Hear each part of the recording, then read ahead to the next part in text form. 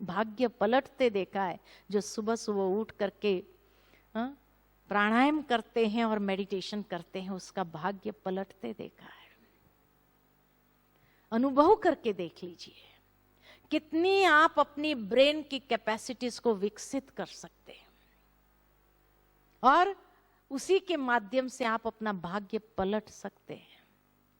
हमने अपने भाग्य को पलटते देखा है, पलटते देखा है।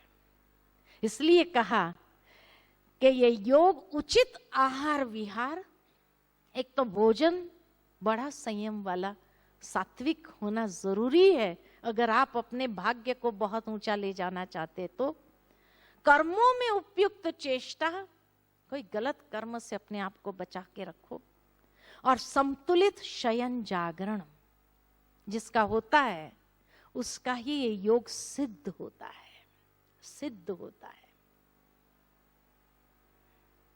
कितना समय योग करना चाहिए? ब्रेन की कैपेसिटी है फोकस करने की 45 मिनट्स, इसलिए स्कूल में पीरियड भी 45 मिनट्स का होता है। यहां थोड़ा लंबा है, गीता के सेशन थोड़ा, लेकिन फिर भी मैं देख रही हूं कि आप लोग सब फ्रेश है। माना इतनी आपने ब्रेन की कैपेसिटी को विकसित कर लिया। हाँ, तो इसीलिए कहा ना, खुराक अच्छा मिल रहा है तो मन आनंद का अनुभव कर रहा है, तो भाई खाए जा रहे हैं, है ना। लेकिन उसको हजम भी करते जाना, चिंतन के द्वारा उसको हजम भी करना, कहीं ये बदहजमी ना क्रिएट कर दे आपके अंदर, है कि नहीं। तो इसीलिए मेडिटेशन द्वारा उसको क्या करो, हजम करना। तो 45 मिनट्स, इसीलिए 4 बजे से यहाँ मेडिटेशन शुरू होता है 4:45 तक, सुबह पौना घंटा और शाम को पौना घंटा। 2 टाइम जो व्यक्ति, क्योंकि नमः शाम के समय भी वही अमृत वाला समय होता है, इसीलिए नमः शाम के समय 6:30 से 7:30 बजे या सुबह का समय, ये 2 समय मेडिटेशन के लिए अति उत्तम माना गया है। और उस समय जो एकाग्रता होती है वो समय को वरदान है एकाग्रता के लिए। अमृत वेले आपको मेहनत नहीं करनी पड़ती है, वो समय को वरदान है। और इसीलिए जब समय को वरदान है तो समय सहज मन को एकाग्रता की ओर ही ले जाता है, शांत हो जाता है, रिलैक्स हो जाता है, फोकस्ड हो जाता है।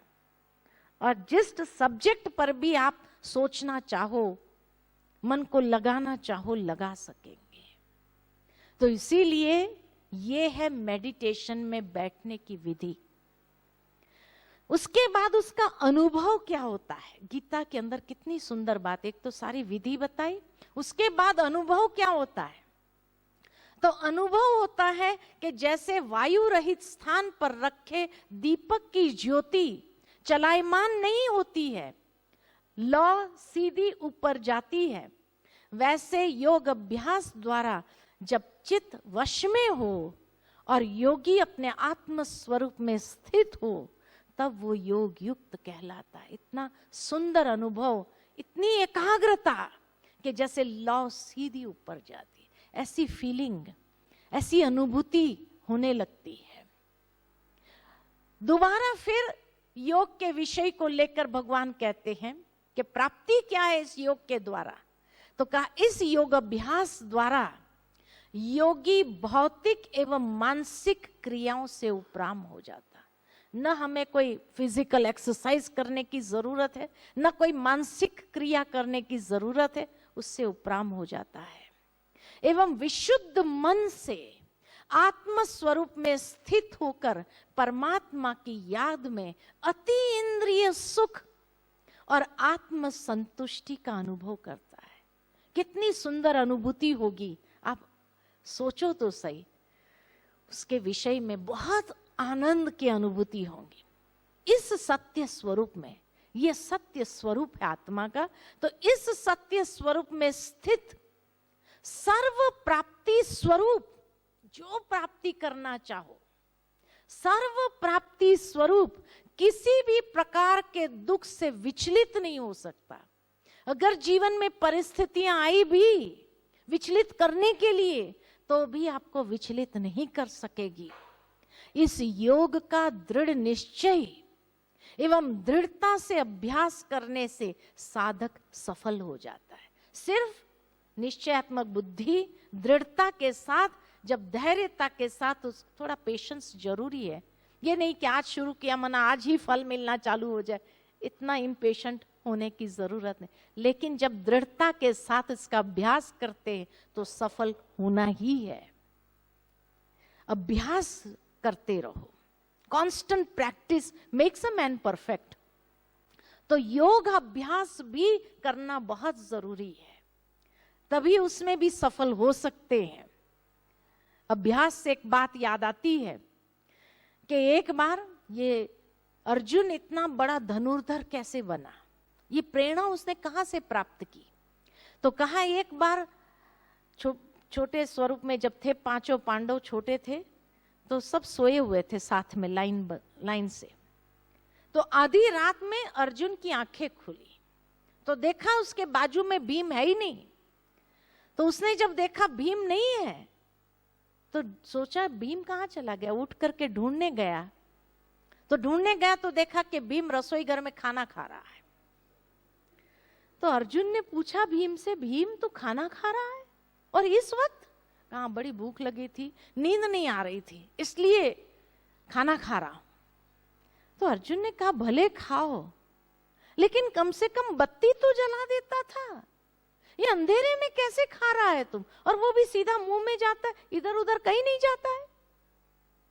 तो भीम मुस्कुराकर उसको कहते, अर्जुन अभ्यास, मुझे खाने का इतना अभ्यास है जो सीधा मुंह में ही जाएगा, इधर उधर कहीं नहीं जाएगा। और वहीं से अर्जुन ने प्रेरणा ली कि अगर भीम इतना अभ्यास करके सीधा मुंह में जा सकता है, मैं भी अगर अभ्यास करूं तो अंधेरे में तीर चलाऊं और निशाने पर लगे, तब इतना बड़ा धनुर्धर बना। अभ्यास। तो योग के लिए भी अभ्यास बहुत आवश्यक है।